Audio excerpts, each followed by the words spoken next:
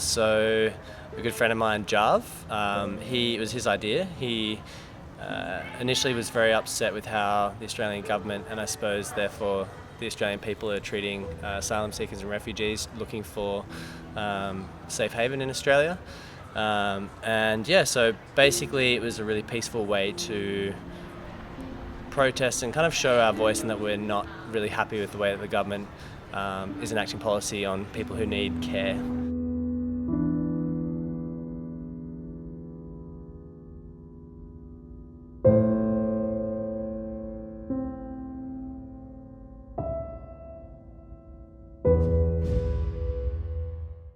You see the reports, a recent audit showed that 91% of these men have serious mental health issues and 97% have physical health issues. So their health is deteriorating, and it's a direct cause of the way that they've been held and these conditions that they've been held in.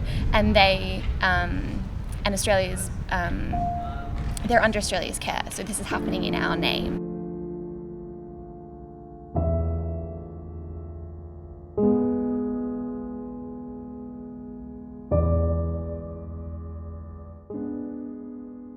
There's so many issues I think that we have at the moment in terms of how the way that we're treating just humans.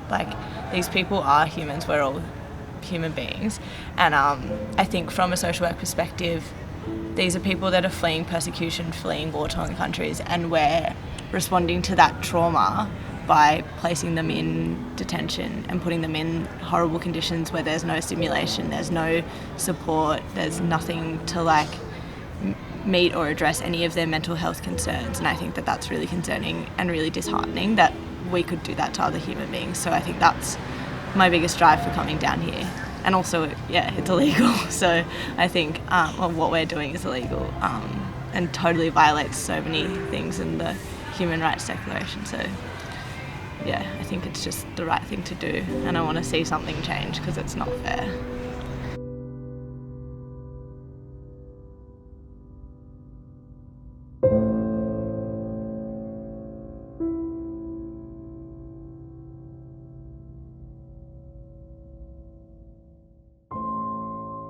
The Friday, Saturday nights, there's a lot of people coming past, yelling, singing. So you don't get too much sleep. Then there's the nights where there's cleaning, and it's just the street cleaners that just go on and on for hours, and sometimes it can feel like they're just right behind our head for an hour. But again, I think I can sit here and tell you all the things about it that are kind of frustrating, but it's nothing compared to what the asylum seekers and refugees are doing in their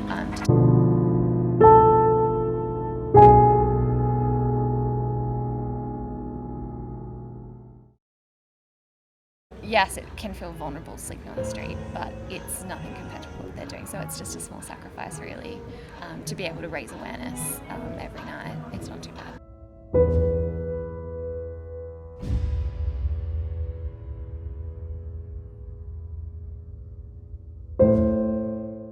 In terms of what people can do, share the message. Like and share our Facebook page, sure, but it's really powerful to be able to have a conversation with your neighbours, with your friends, and say, hey, did you know?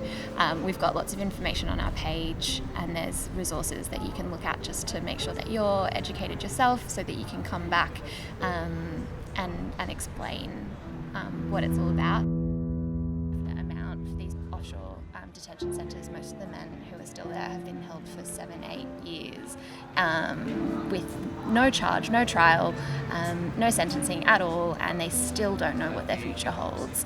And you can imagine how much that would drive you, into despair and hopelessness if you had waited and waited and waited. And I can't imagine